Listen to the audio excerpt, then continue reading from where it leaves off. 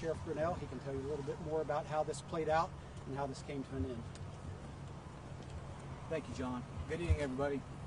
I'd first like to express my sincere appreciation to over 500 law enforcement officers that responded to this incident today to help capture this individual. Federal, state, local agencies. As you know, all day today we have been on a perimeter that we were able to hold. We felt it was important to hold that perimeter to keep this person contained. We believed he was still there.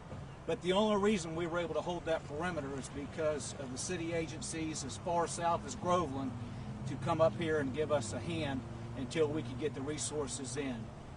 And they just did a fantastic job responding and organizing to keep this an active search that resulted, as John just said, in the deceased.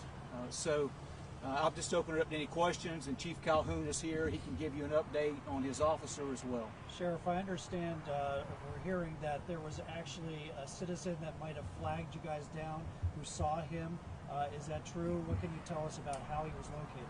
So, with the help of Marion County Sheriff's Office, they had their helicopter on scene at the time that the individual was located, hiding under a canoe along the shoreline of a small lake.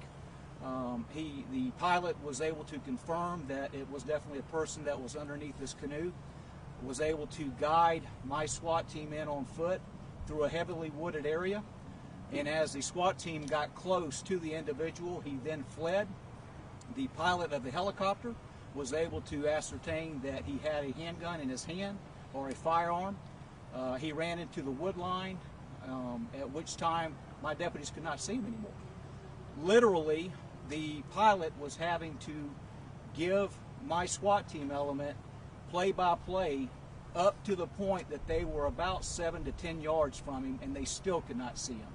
But the pilot, having some sophisticated equipment in the helicopter, was able to see the individual take up a prone position in an aggressive manner, and it got hairy.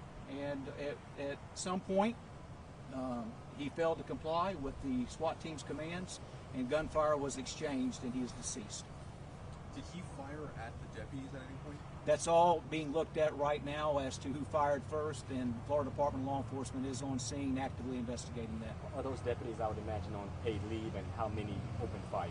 Yeah, multiple deputies opened fire on the individual, as is protocol with the Sheriff's Office. With a use of force incident like this, they will be on administrative leave pending an investigation.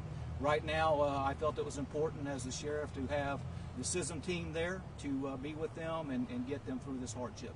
Do we know how many times he was hit by gunfire, and did he die on the way to the hospital? I do not have the information as to how many times he was shot.